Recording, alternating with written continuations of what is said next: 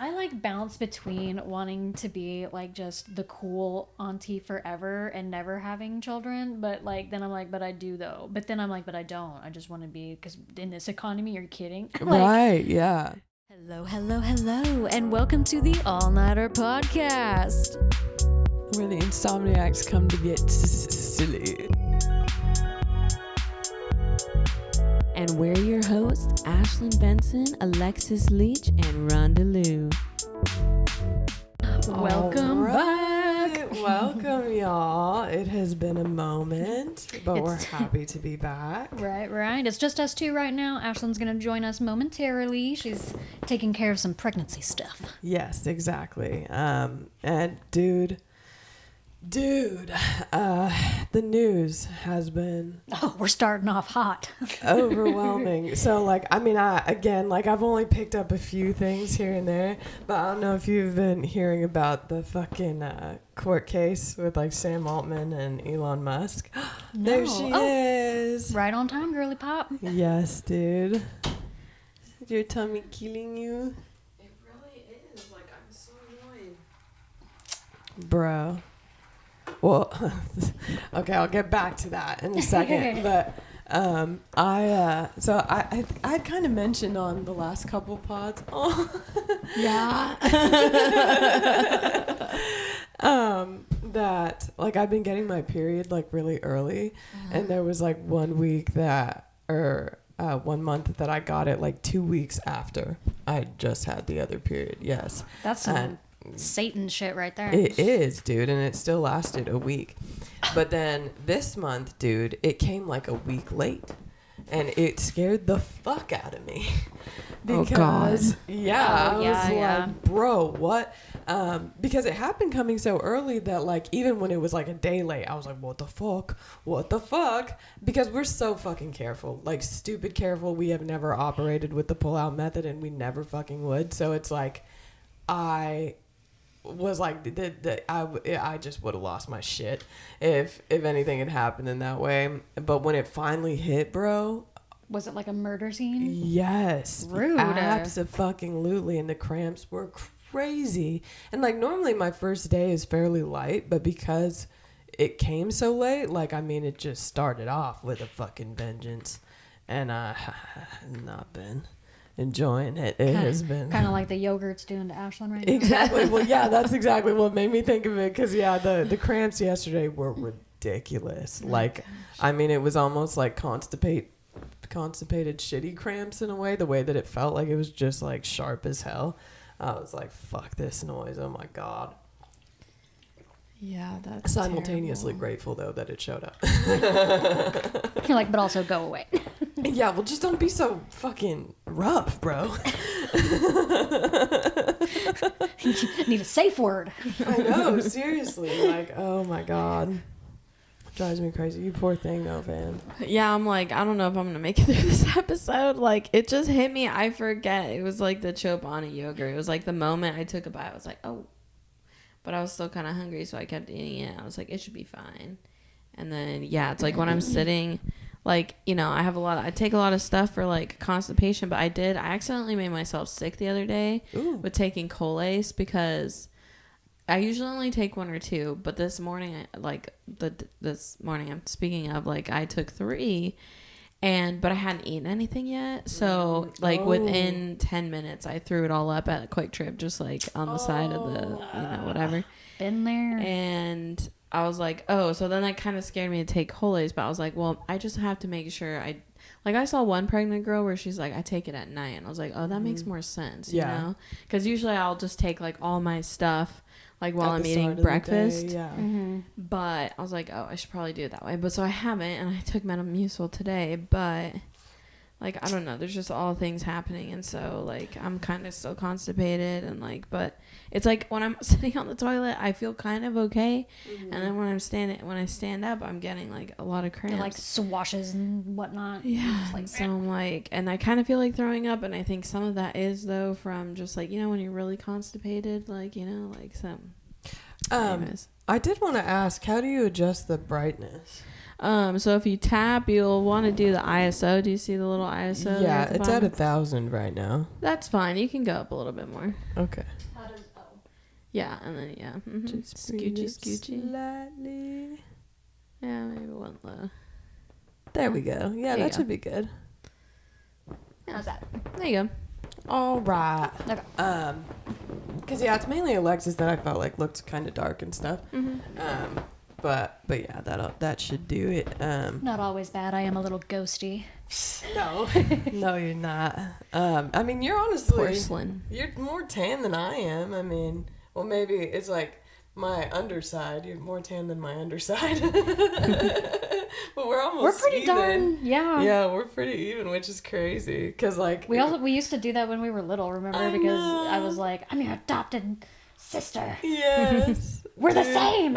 Yes, and well, you would go to the lake and stuff too a lot when you were younger, so you would tan. And we played outside all the time too. Yeah. But yeah. Chad is like way darker than me. You're way darker than me. Yeah, he is pretty dark. Yeah, well, he's in the sun all fucking day at work, poor thing.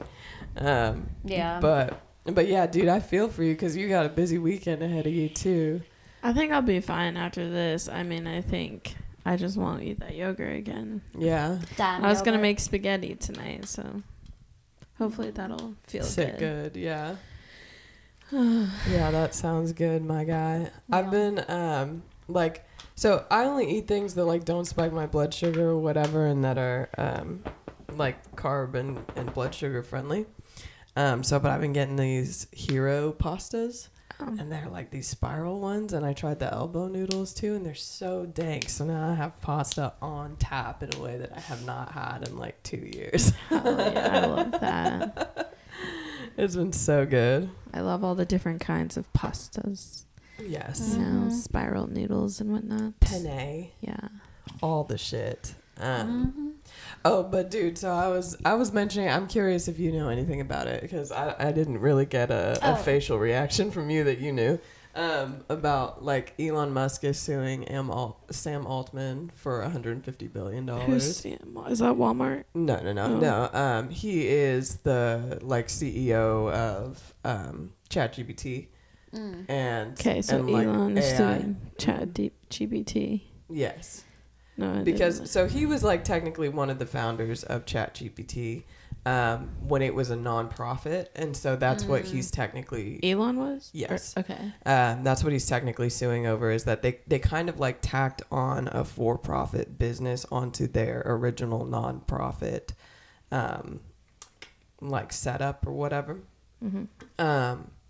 And so, but dude, the court case is like so fucking. It's just crazy, and there I are haven't people. seen any of that. Yeah, there are people reporting on it that are just like they had to start out like it's a jury trial for one, so they're gonna vote as to the merits of the case, and I would be kind of split on it, honestly, like because Elon is kind of making the case that like, well, the only way to do this like ethically with AI or whatever is to make it nonprofit. When you get like the profit into it or whatever, then it kind of becomes something else that's being used to make more money instead of used to like better human understanding or whatever the fuck. And then meanwhile, Sam Altman is like, well, sure, like those are great like ideals or whatever, but what AI consumes as far as like what it needs for processing power is ridiculously expensive, and so we needed to make it for profit so that we could keep running the systems essentially. But so like at the beginning, the judge is like asking all the the jury like, okay, can you put your feelings aside, because like, and just like focus on the merits of the case. No. Right. Yeah. Because they're 100, like the judge was 100% aware that like the witnesses are all like kind of hated, and especially in dealing with AI and stuff where they're like, and everybody just has a bad taste in their mouth with it and stuff.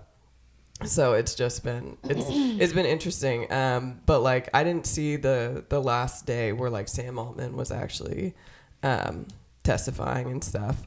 But yeah, it's interesting. $150 billion though. They were saying that it's like a record case in that way. Like nobody's ever sued. It's like, for how that many more much. billions do you need, my guy? Right. Yeah. And I mean, like what? I mean, like, say you win. I mean, it just...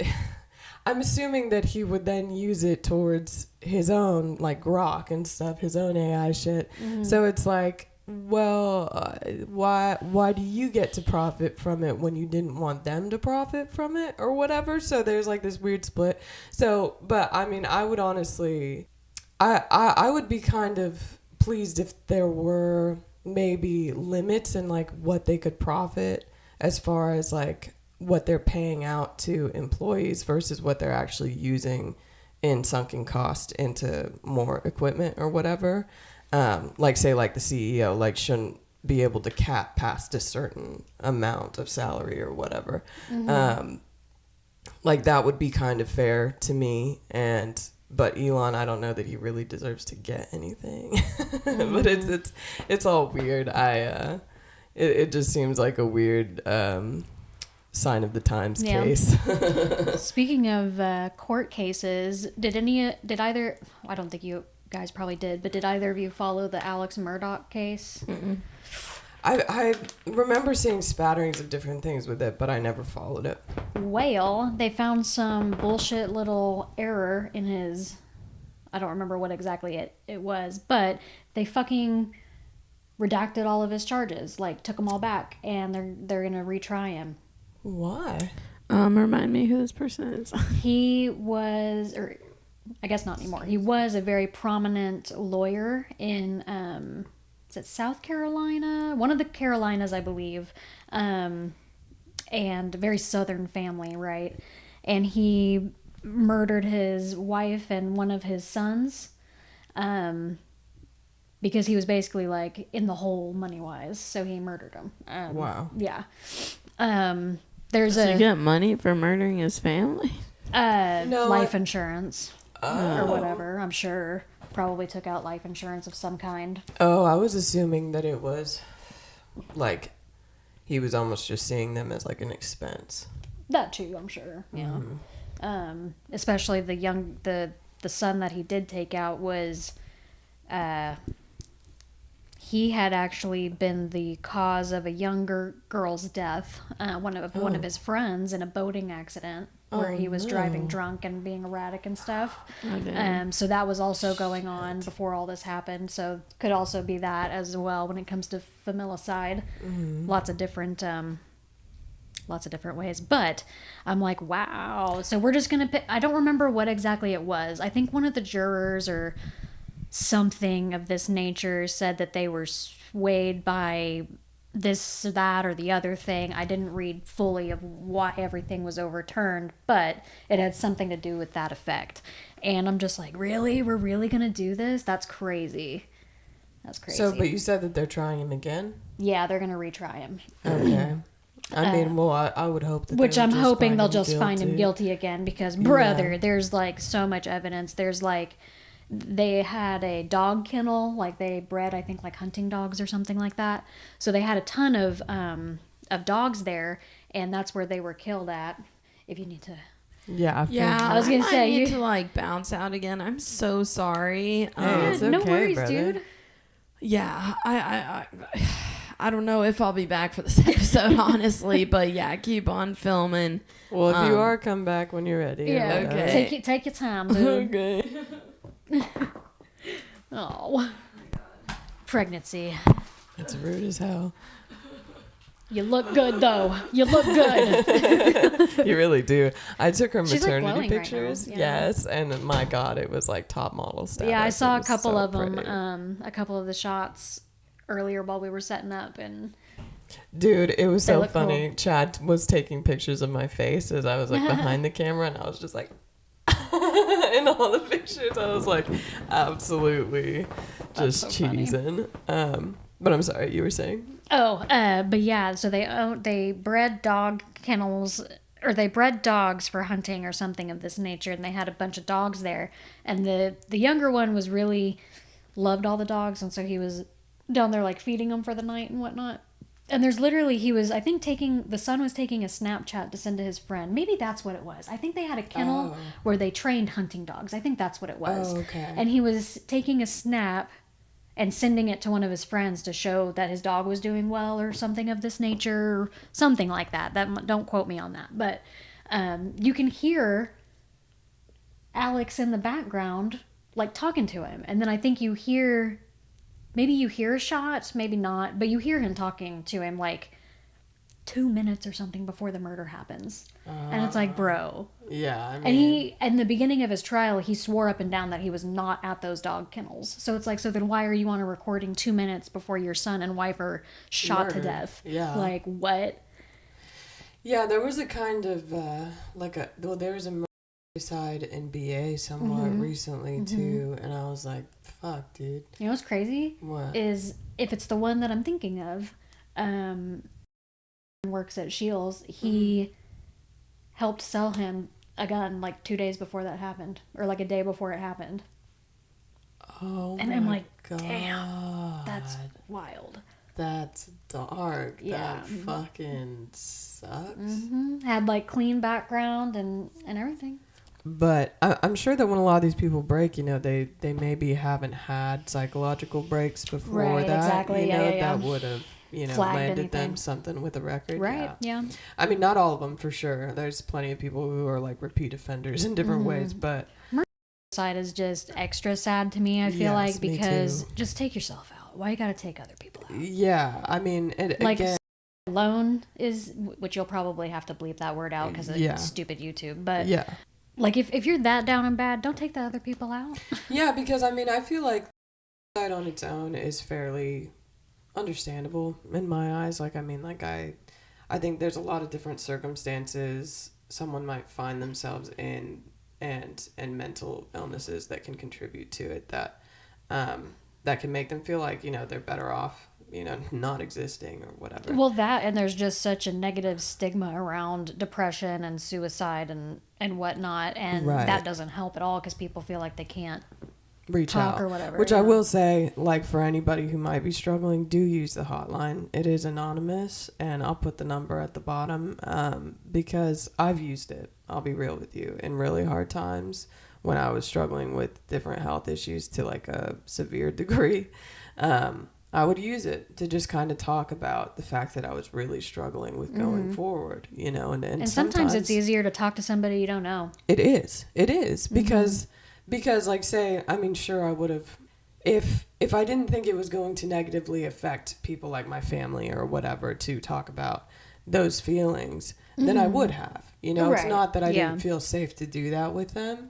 It's just that I didn't want them to feel, you know, more worried than they already felt over, like, you know, the state I was in. And sometimes it can feel like you're burdening people with it too. Right. Yeah. And it's just like, I mean, sometimes when you do just like say it out loud, like, hey, like, I don't know if I can do this. And I'm like, you know, I want to find a way forward or whatever, but I don't know how or whatever. Sometimes just putting that out there, like, almost like releases that pressure gauge a little bit, because I think sometimes, like, when you are just keeping it all to yourself and not letting anyone in about it, then I think it can just like build up to this, like, you know, this boiling point where you're just like, fuck it all, you know.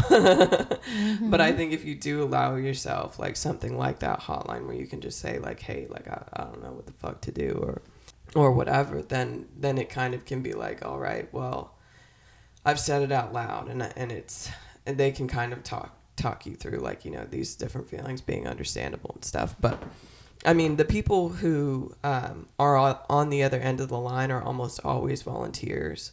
So, you know, they're people who will really listen, and it's a great service. And like I've had different friends and stuff say that they never used it because they thought that they would like find out where they worked or to like report it or something. Right. Yeah. And I think that is the assumption for different people, that it will be reported somewhere, but it won't. Like that's why it's there, is because they know that it's a resource that people will only utilize if it's anonymous. Yeah. So, it's not like a therapist where, like, if you say that to a therapist, like, I'm thinking about ending my life or whatever, then they are kind of legally obligated to report it if it's if it seems serious to them. Right, yeah. But with this, it's not like that. It's like they're just there to listen. And so, yeah, I would recommend that to anybody. But yeah, like with the state of things and the state of the cost of living and stuff, sometimes I do worry that we might start seeing more of that. I'm sure. And you know, because I was telling Alexis in the car, like, Tulsa is one of the lowest cost of living places in the U.S. I can't remember where exactly it ranks now because I know it changed a little bit, but it's still fairly low. And we are seeing a lot of different issues that people here are having, you know, with the gas being like $4 and stuff, when in other states it's like $5, $6, $7 or more. So to see kind of like that microcosm of seeing more people who aren't able to afford housing and stuff like that kind of uptick in a place like this, it does make me worry on the grander scale what's happening for everybody else. And I do think that when people feel hopeless and like, because I mean, like, people who are working like minimum wage or whatever, how the fuck they're surviving, I don't know. If they're not like living with family or something, because I don't think anybody could survive off of minimum wage alone right now unless they're doing like 2 or 3 jobs. Well, yeah, minimum wage in Oklahoma is still $7.25. Yeah, they're trying to actually change it. They're trying to up it, yeah. Mm-hmm. But then and everything I hope else that is they do. But then I feel like won't everything else just go up in cost? Right. Yeah. And see, that's the other thing as well, is like, you know, Chad's been at his job for like 11 years now and has been getting raises. Wow. Yeah, that's true. And has been getting raises steadily, and makes technically so much more than he did, you know, when he started. But because of inflation, it just feels like standing still. Right. Like Yeah. I mean, there's Felt no, that. Yeah. And it's like, I feel like it's that way for everybody. And so I do think that when people do get to this point of feeling like they are stuck, or they do owe a lot of money, they're in a lot of debt or whatever, they're struggling to make ends meet with rent or with their car or with gas or whatever, that they can kind of be led to this breaking point. And like I said, like, I think if you unalive yourself or whatever, like I said, that can be an understandable thing. But to take somebody else with you does seem entirely unnecessary. I can't really imagine a circumstance in which that would be, how that could make sense as being like a better outcome in anyone's head. But I do think that these people typically are just like in such a distorted place that they can't like see clearly or Especially whatever. if you have like kids and stuff. I know, yeah. Because then sometimes people will do like also kill their children. Exactly, yeah. And well, like that's exactly what I'm talking about too. Because like in their heads, they might be thinking something like, I don't know, that they don't want to leave them, or yeah, they don't want whatever. to. Yeah, they don't want to leave them with this, you know, trauma or whatever, or leave them in the hands of somebody else, you know, to raise them. But it's like, dude, I mean, anything is better than taking them out, you know. Like, I mean, it's like, I mean, I just. Yeah. It's crazy. But it breaks my heart to see shit like that, because there's just something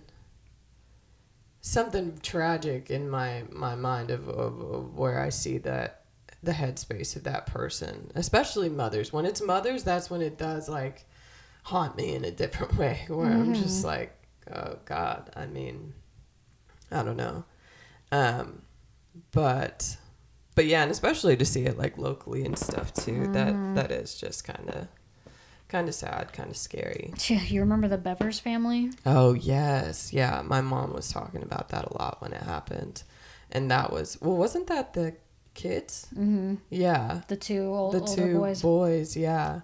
Now that wasn't even. I mean, like, that was tragedy, but it was almost like, I mean, it was horrific. Like, it was just like cruel, horrific shit. I could not believe that story. Yeah, it was wild. For those who don't know, it was two boys that murdered their whole family except for the older sister and I believe the very youngest sister, which was like a baby, like I think not even a year old or just over a year old or something like that. Yeah. And then there was another case. I've been falling asleep to Dean Withers on YouTube, and then like other channels will randomly start playing, and I woke up to one and it had gone over to shout out Stephanie Harlow. Hell yeah. If you like true crime, definitely go check out her channel. She was covering, I think, like a newer case that happened last year, like the very beginning of last year, or I'm sorry, the very end of last year. It was a stepfather murdered his 3 boys that were like literally so little. Like I think the oldest was, maybe it was like 7, 4, and like 3. I think it was really sad. And then the wife had an older daughter named Alexis. She lived, and it's almost like she talks about it in the video. Like, why did he only kill the boys and not Alexis? Because there was definitely a part where he could have also killed her. And Stephanie was kind of breaking it down like, well, speaking as him, he brought those boys into the world, so he feels he can take them out, whereas the other one wasn't his biological child. So maybe that's why. But he didn't kill the mom. I'm almost wondering if it was like a revenge thing or something, because I think she was thinking about leaving him or something like that. So I he think took out his own kids? Yeah. So and then I don't know how that would make sense. And then he put the gun down and he went and sat on the porch and waited for the cops to come.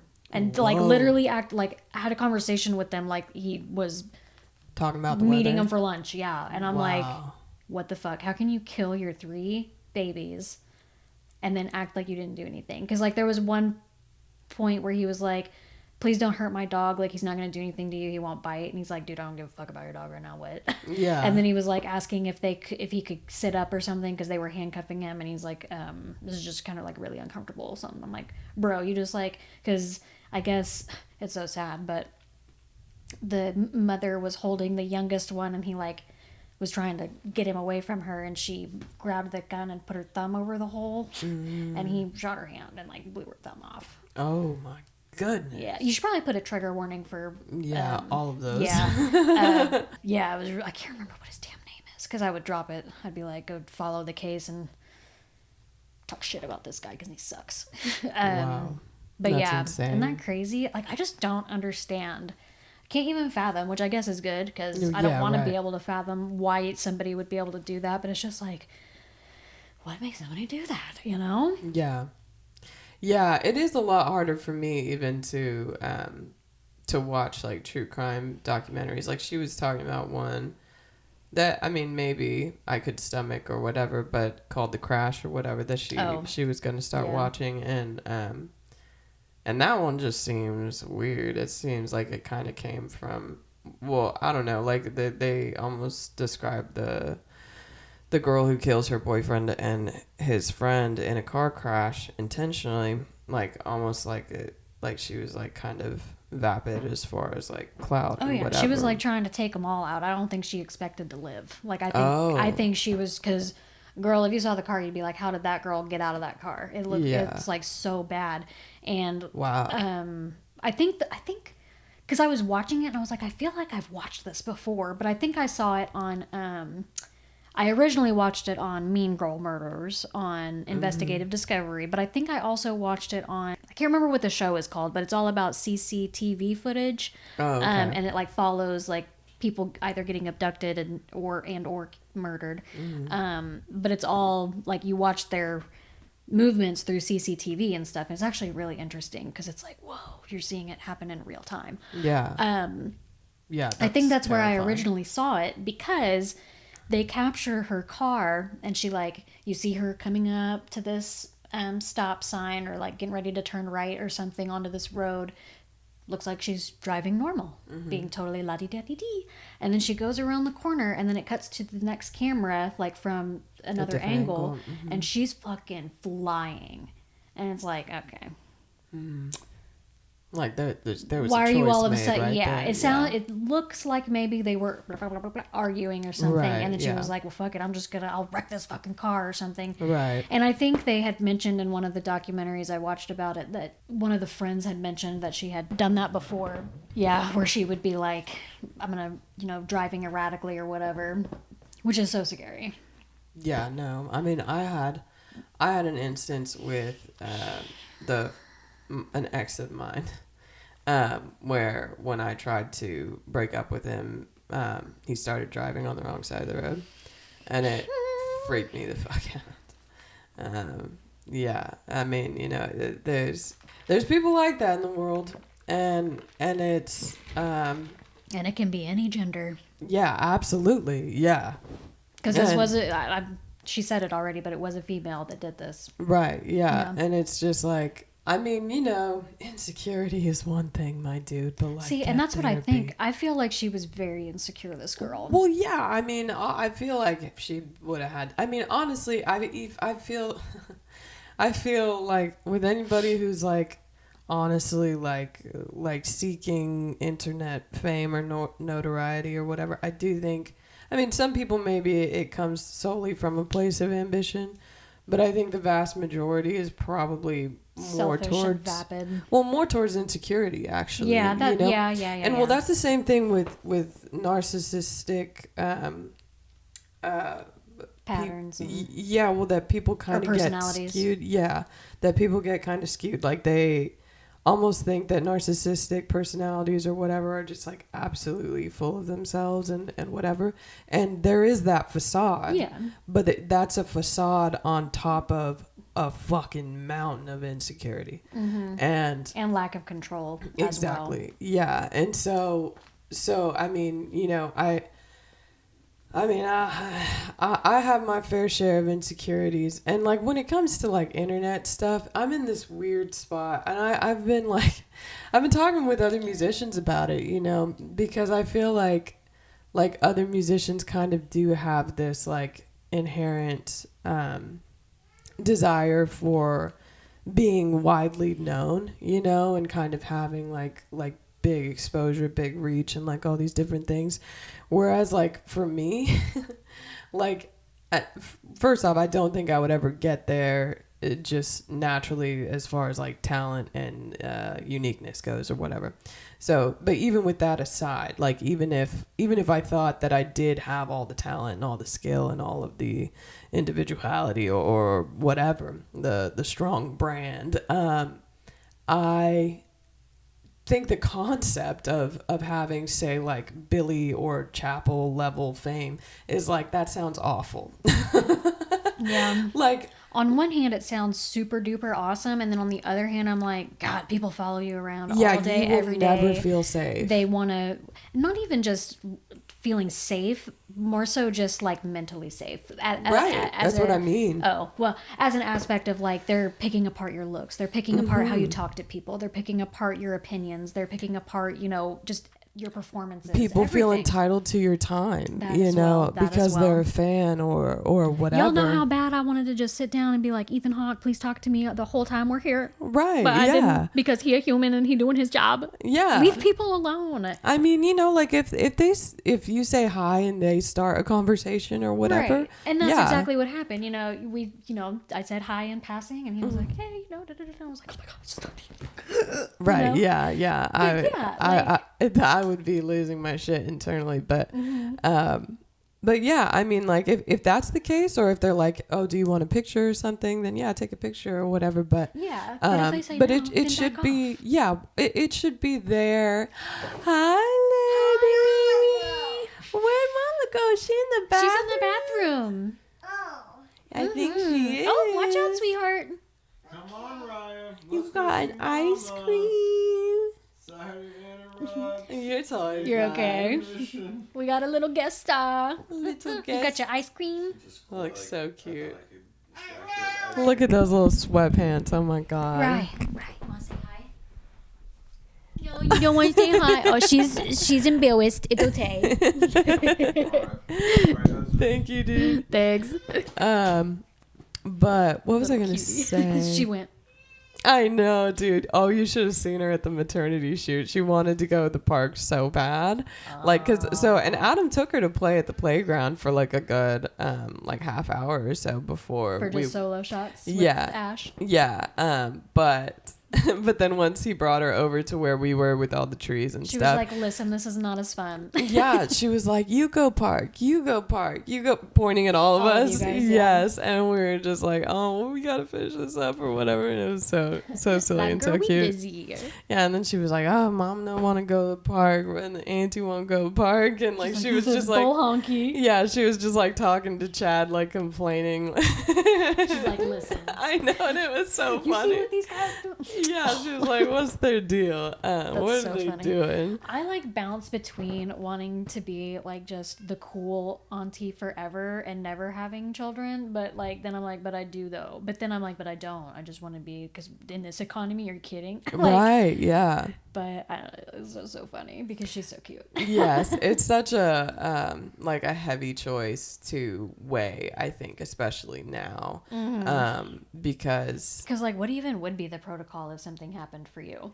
exactly. Well, dude, You're like, I girl, was, your guess is as good as mine. no, well, like I was literally, because my shit was late, I was like going through all of it in my head because initially, like the doctors always told me that Yeah, there was not a chance. type Yeah, of thing, well, or they were very, like- very low. yeah, well, they were saying like if I never get my period back, then I can just never get pregnant. But they were discouraging me, even if I did get my period back at some point after To still not attempt. Yes, because they were like, you would be very high risk, and so would the baby. Particularly because I was experiencing so much malabsorption and stuff that they were like, you can barely sustain yourself at that given time. So sustaining anything else would Have be... they ever mentioned anything now at more recent appointments, now that your nutrition is better at all? So, well, yeah, I had talked to my primary care about it, in not this last appointment, but the appointment before that, just as far as like the possibility and like the things that we do to avoid it or whatever, and kind of like what would happen. And she was like, well, there are cases of people having or bringing babies to term that have like GJ tubes and stuff, but there's typically a lot of complications even without a lot of my other conditions, as far as like the blood clots and stuff, because she said that the blood clots were actually what The more concerning thing out of everything? yeah, that if I got pregnant, like there's a lot of things that happen hormonally that kind of change. Well, like, you know, like Ashton's talked about her blood pressure yeah. and stuff,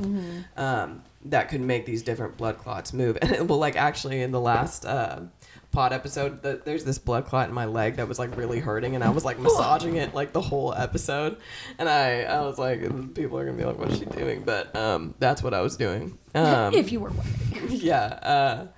And so she was saying that was really the biggest risk, and that but that also, like when people have pregnancies with the GJ tube and stuff too, there's a lot of things that can happen with like the balloon that keeps it in place rupturing, and like stuff just like, you know, kind of like almost like popping out, you know, and stuff. So yeah, there's a lot of different A lot things. of different factors. Yeah. Yes, yeah, that and it but and also too, I was like thinking about like I was telling Chad, like even if I miraculously carried the baby fully to term and miraculously had a decent birth and whatever, I could just so easily see myself being biologically like pulled to push myself really hard in a way that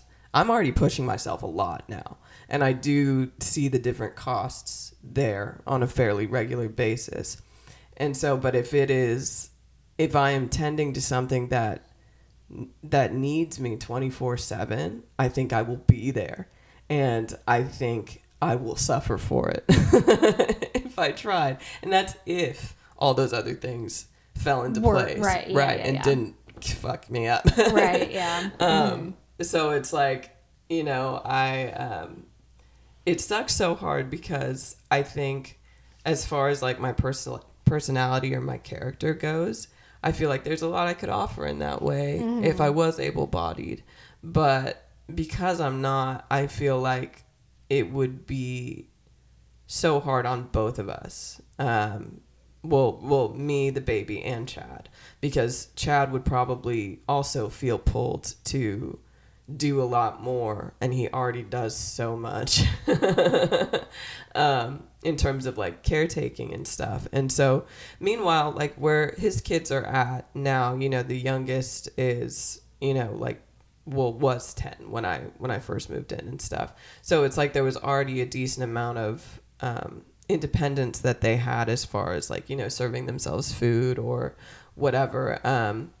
They're not as vulnerable in every way that a baby and a toddler are, you know.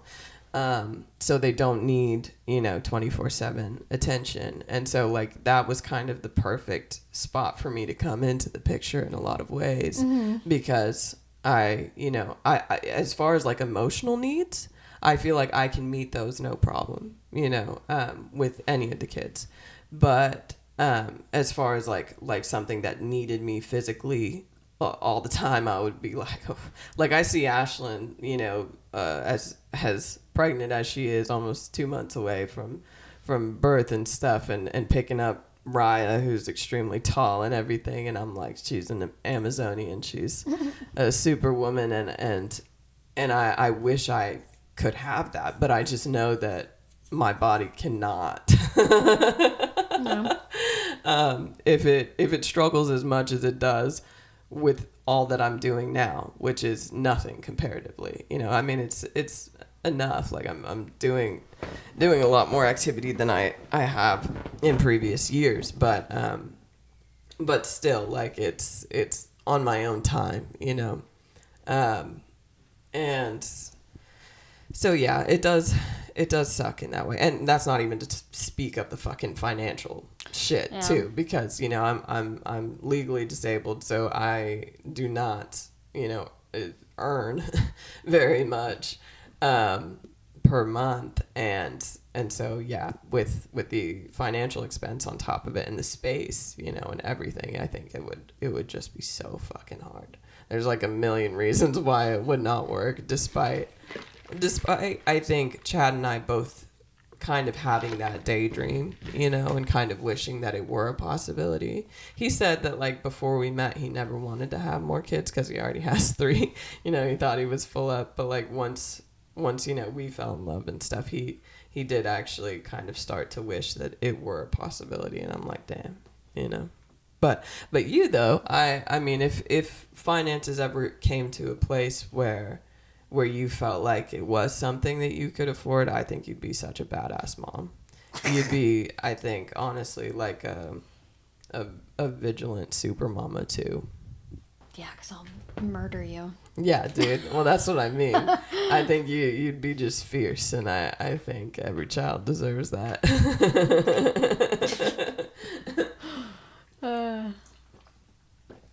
Yeah. And I honestly, I mean, I would see a lot of Christy in you, I think, if you were ever a mama. And well, like, I see the auntie that you are to Riot, too. And it's like, yeah, I mean, I think you've got, like, the natural, like, understanding of, like, how to caregive and love and stuff. And I think it would be really cool. Yeah. I think you'd be a hilarious mom. Your mom was, too, though. Yeah. I could see Jordan being a funny dad, too. Honestly, that would be an interesting thing to watch. So how does he feel about like potentially having kids if money weren't an issue? Oh, I'm sure he'd be fine with it. Because I mean, we hang out with his nephew all the time because his niece is 13 or 12, so she's kind of like you know, teenager phase now, like where she doesn't want to hang out with people, you know, other than her friends. Yeah. Whereas the other one is how old is he? He's probably like 9 or 10. I think he's 9. And he's hilarious. He's really funny. But yeah, we've taken him to the zoo and stuff, and like I said, you know, being an auntie and stuff is fun. Yeah, it's but the it best. would be, yeah, it would be interesting to have one. Yeah, I mean, it's a whole other thing. A whole other ball game. Yeah, because I mean, you know, when you're an auntie, you know, you're not running on zero. You know, you're because you're not, you know, the 24/7 caretaker. Whenever you do caretake or whatever, you have a lot to give in that way because you're not spent. But I think for any 24/7 parent, especially to newborns and stuff, you get spent, bro. I mean, inevitably you get spent with the lack of sleep and the feedings and all the different things that newbornhood typically entails. And so I think even of able-bodied people, I think it's taxing as hell. Yeah. I mean, and that's honestly, why I'm like, I don't know that I'd ever have a shot. If I really could be just like a stay-at-home mom, I totally would. I totally would. I think that would be so cool. If it was just one. If I had one kid and I could be a stay-at-home mom and just... Because that's all I would really want is just one, honestly. I don't think I want more than that. I remembered the other complication that my doctor brought up. So because they test me for pregnancy every time they do my surgery. And because of all the medications that they give me and stuff. So she was like, if your tube came out of place or actually came out in pregnancy, you would have to go through that entirely unmedicated. And I was like... and I get it done every 6 months. Have you had to do that one unmedicated, or was it just your nose? It was just once that I did it unmedicated, and that wasn't like a by choice thing. It was just like they forgot. I was awake the whole time. I'm always awake the whole time, but is it like local anesthetic? Yeah. We're live. We're back. But yeah, I've done the tube surgery unmedicated before, and it was rough as hell. I went back into the room and I was like, I started laughing and then I just started crying. Because like the whole time I was just like, I felt like, well, because normally they give me a couple of different things. They give me morphine, Dilaudid, and Zofran. And so Dilaudid is kind of like I don't think it's an actual benzo, but it's like a benzo that will like relax you. But it doesn't put me to sleep. Morphine is to treat the pain. And then the Zofran is for the nausea. But I didn't get any of those three. And hateful. Yeah. And I felt like I was going to puke on the doctor the whole fucking time.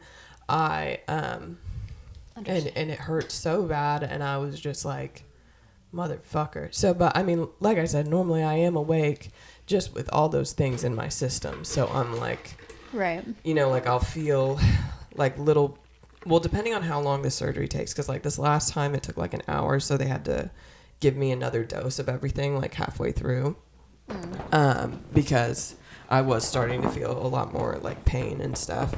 Like when they first give me the morphine, it initially almost like when they're like pulling and tugging and pushing things back in, it almost feels like more like pressure and like discomfort than like sharp pain.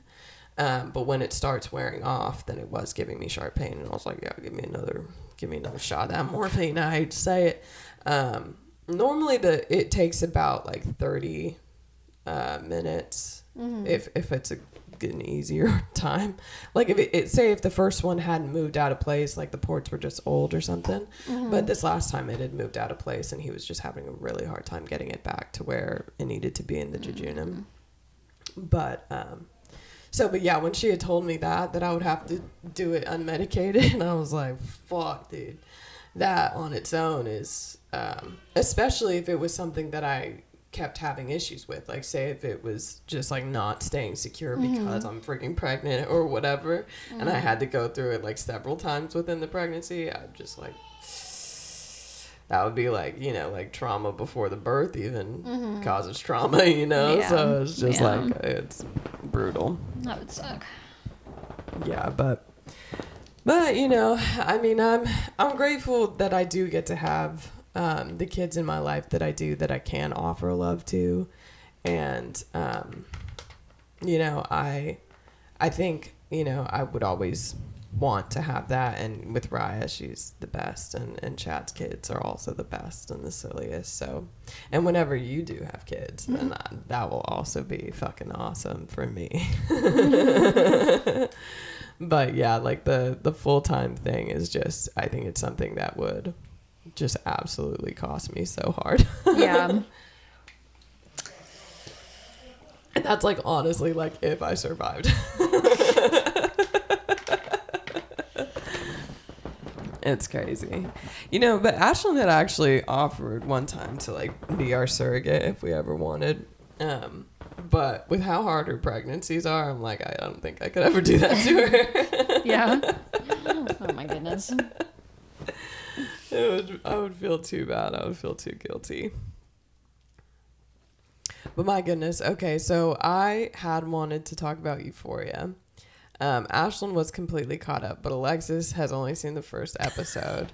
So, but... Literally gonna go home and watch it tonight. Yeah, and well, actually, that sounds great. So we can do like a part 2 to this in the next episode. But tell me what you thought about that first episode. First episode, first thoughts. Here we go. Okay, let me see if I can remember what happened. Yeah, I can. I was telling you what was in the first one. Yeah. First of all, hate Cassie. Always. She's a devil. You know, it's... Not to knock her on wanting to do the sex work or whatever. Mm-hmm. That's fine. Yeah. People do it all the time. It's Sydney Sweeney, I think. I think it's just Sydney Sweeney. That's what a lot of people have been saying. I just can't take her serious anymore. I thought she did really well in the... What is this, the third season? So the second season, when her and Nate are like fucking around or whatever. Mm-hmm. I thought she did awesome acting in that as like the obsessive girl with major insecurities. Hot Honestly, girl with big insecurities. Yeah, I feel like the first 2 seasons had Cassie as a much more sympathetic character. I mean, people still hated her for different reasons or whatever, but they did have her a lot more sympathetic. Whereas like in this one, I almost feel like they're like the director making her. Yeah, like I feel like the director is intentionally almost like picking at the fact that she, you know, about like her politics and whatever, and like bringing that into the story. Well, did you see that she's dating Nick Braun or whatever? No. Is that Scooter Braun's brother? I think so. Sick. Sydney, get it together. Oh my God, you could do so much better. Brother. I mean, I don't really know anything about his brother, but... Well, Scooter is the one that bought fucked over Kesha and Taylor. And Taylor Swift. Yeah, because he's a slimy little... Yeah, anybody who would do that to slimy artists little is sleazeball. Whack.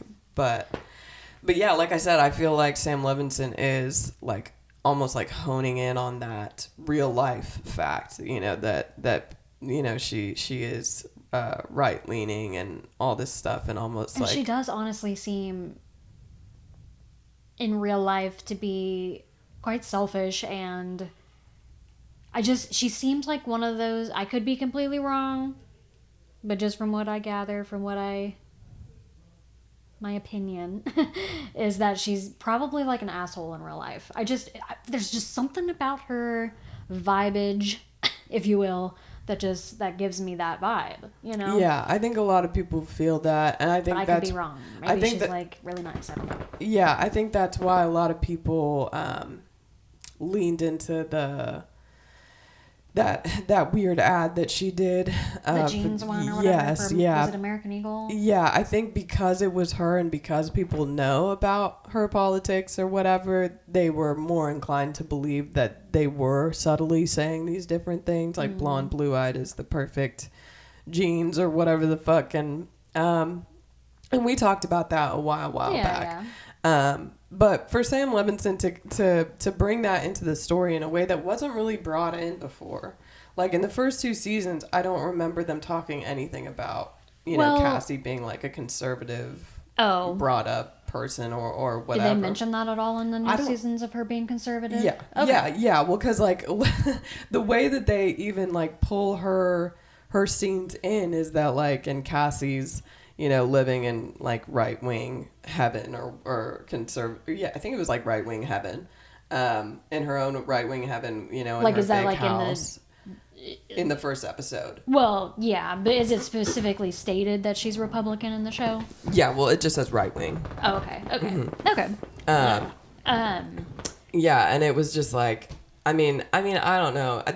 Well, in the well, do you just mean like in political, or do you mean like sex work? No, I mean political. Oh, okay, because I was gonna say in the first season, was it Kat? Was that her name? Yeah. She did that whole weird online thing or whatever. Yeah. Yeah. And like that, I mean,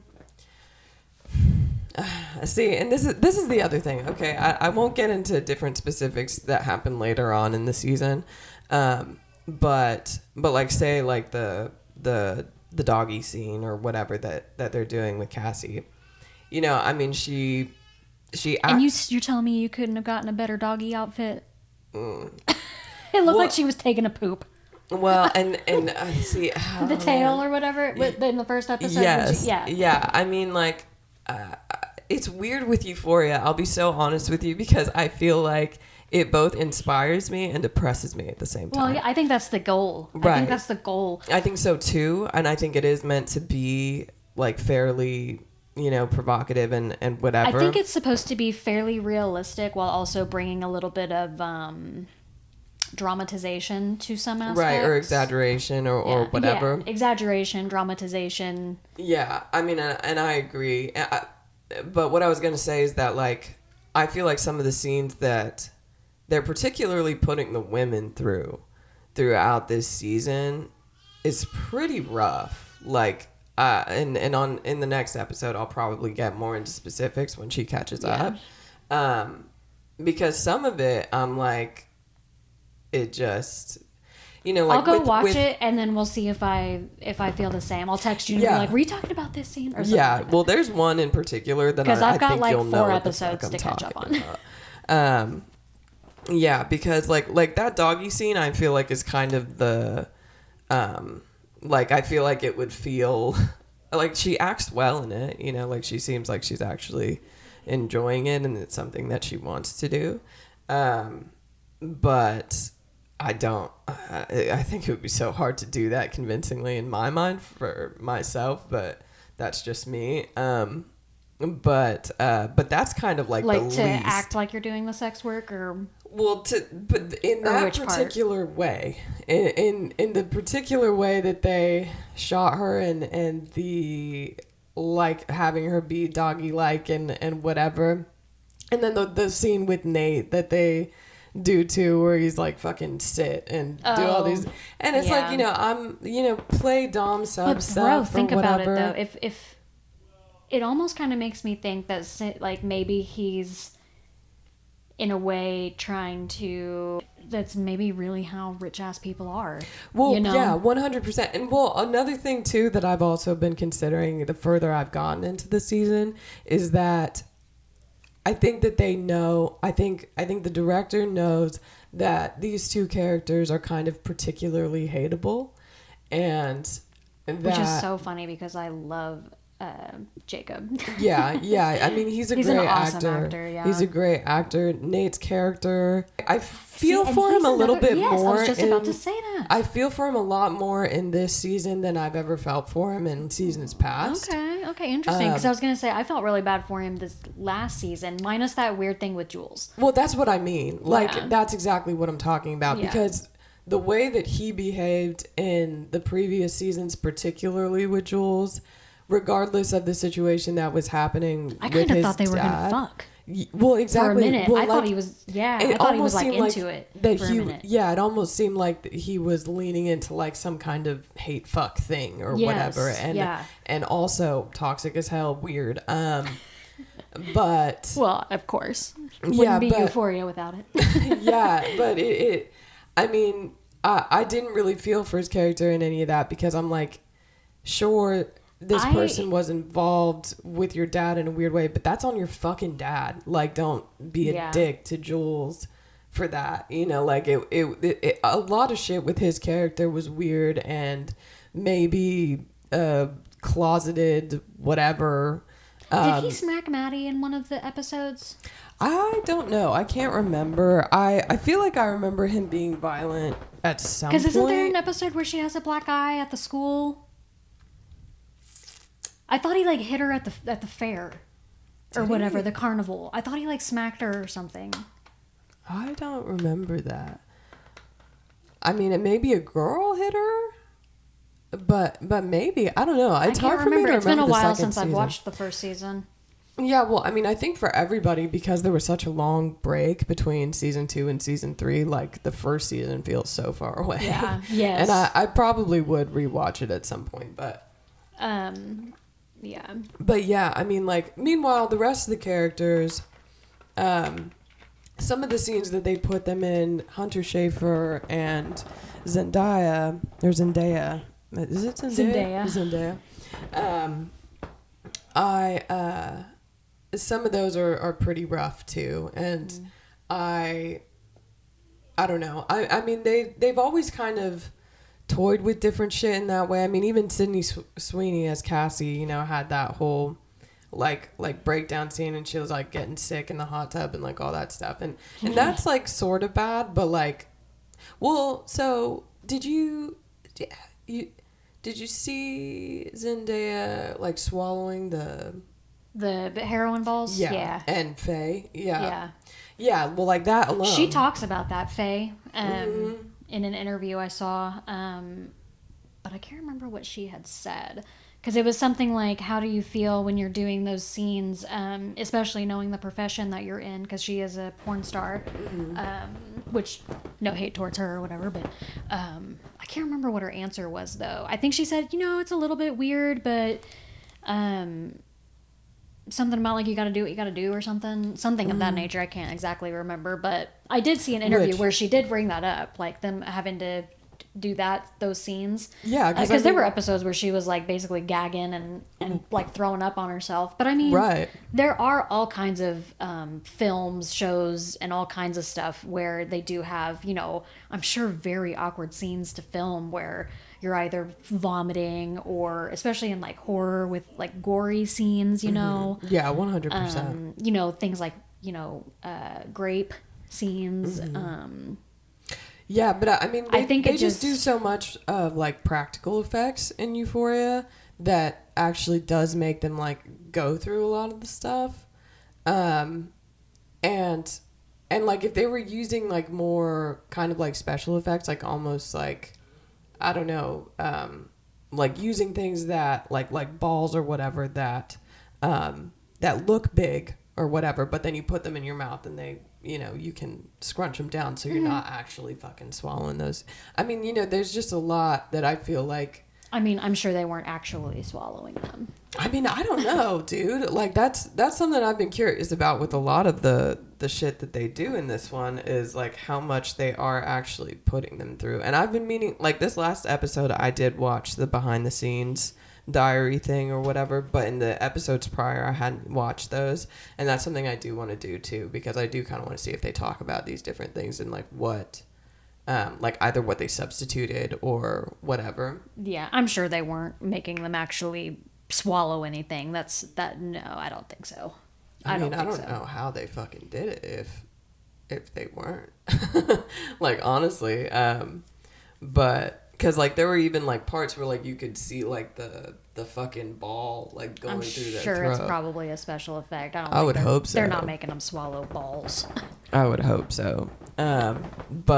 But yeah, I mean it's an interesting one. Like when I say I find it inspiring creatively, I do think that a lot of the shots that are used are very creative and kind of unconventional a lot of the time. Less so in this season than in seasons prior. But and there are aspects of like the doses of reality that are heavier or whatever that I can like kind of respect. But yeah, I mean it's just really funky. I don't really know what I was expecting from this season at all, but there are parts of it that I feel like are really strong, and then there are parts of it that I feel like are kind of unnecessary. But yeah. Are you reading up on it? I'm so curious because it really, I mean, I don't know. I feel like there are plenty of actors or whatever that probably are more than willing to do their own like stunt shit like that. But, or to even like put themselves in uncomfortable situations for, you know, extended periods of time for the craft, you know. But there is kind of just something uneasy about a lot of those scenes kind of always centering around the women. And I don't know, I have conflicting feelings on it, I think. Oh, but Eric Dane does actually come in Who? Eric Dane. Oh, yeah, I saw that. Yeah, in the next couple episodes. I was surprised.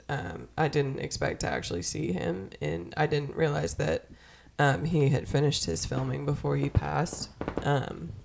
But yeah, it was kind of a bittersweet thing, especially, I mean, like, well, with the character that he played, my God. Just, I mean, kind of an abysmal character overall, but it was nice to see him just real life wise. Well, I stand corrected. They did, in fact, swallow props. yeah, that's what I thought. Wow. Yeah, that's what I thought, dude. The packets were constructed using balloons or condoms filled with a powder-like substance, likely confectionery sugar or baby powder. Baby powder? Why the fuck would you want to ingest baby powder? It better have been a confectionery sugar. I mean, that's a lot. This is also AI, so I don't know how accurate this is. Well, normally it just aggregates it from all Yeah, these like it says different materials used. The balls were crafted from air dry foam clay for shape, wrapped in cotton for texture, and covered with materials that looked like white powder, such as confectionery sugar or cornstarch. The props were created by the prop department in sterile environments, blah, blah, blah. And then they used actual KY jelly. Wow, yeah. For scenes where the balls were shown going down or in close-up, the prop master noted that they used camera angles to enhance the effect. See, but that's what I'm saying. That's crazy. Yeah, that's what I'm saying is that, like, well, because, like, in that last episode that I did watch, the behind the scenes diary, they did talk about how often they've been using practical effects. And practical effects basically means just actually fucking doing it. And so that's why I was leaning towards the fact that they actually probably did it. That's wild. Yeah, I mean, you know, I would say, like, if they're getting paid extra for that shit, you know, then sure. But if they're not, that's crazy. I know. Yeah. How did they pass those? I mean, I guess all that stuff would break down in your gut. well, if they're like in actual balloons or whatever, I mean, if they stay intact, I mean, yeah, it would probably still be really hard to pass, but you probably could pass it. But yeah, I'm not really that surprised. Like I said, like and especially with Sam Levinson, he seems to constantly rely on practical effects a lot of the time. Which, I mean, makes it more believable 100% because they are actually doing a lot of the shit. But yeah, I mean, I definitely, there were a lot of scenes in this season where I was like actively not just feeling for the character, but actually feeling for the actor themselves that was, you know, playing this shit out, because it gets heavier in a lot of ways. So, but yeah, let us know your thoughts. Feel free. Because like with Sydney Sweeney, like I said, I feel like that was kind of the, like the easiest scene, even though it might have felt or seemed demeaning in some way. I think, at the same time, like if it's something that she was truly comfortable with or whatever, that's totally cool. Right. I mean, and like the rest of this stuff, as far as the direction her character is taking, kind of like taking power into her own hands or whatever, I'm like all for that. I mean, you know, I do think it's interesting how they are almost trying to portray this alternative career that a lot of women are taking in a kind of better light than we see otherwise. But yeah, give us comments. Let us know what you think. I have a show on the 24th at Tulsa Clubhouse with Hidden Creatives. It's an art tour where I'll be selling my art from 12 to 5, and Chad and I will be playing music from 2 to 3. The passes are $15. You can find them at hiddencreatives.com. And I'll be selling my art pretty cheap too, because I need a lot of it gone. It's taking up too much space. But yeah, otherwise, I mean, come to Second Story Sessions any and every Thursday at Tulsa Clubhouse. It is a reimagined open mic for all ages. And keep an eye out for Ashlyn's maternity pics, because I'm very proud of them. Do you have any plugs that you would like to promote? Because I'm boring. No. Well, if we'll have to like watch the lowdown carefully. Yeah. And we're also like, she's keeping her eye on casting calls to see. I think it should air sometime in July? No. I was like, that's soon as fuck. Filming ends in July, so it should air sometime November-ish around there. Usually they have a few months before they. Yeah, because they're editing and shit. Mm-hmm. Yeah. Okay. Well, yeah. Keep your eye out for that, and yeah, dude, we'll see you in the next episode, and hopefully Ashlyn will be feeling a lot better. Yeah, poor Ash. Goodness. I know. Yeah, send good vibes her way. But yeah, dudes, we freaking love you. Thanks for hanging out, and we will see you next time. Bye. Bye.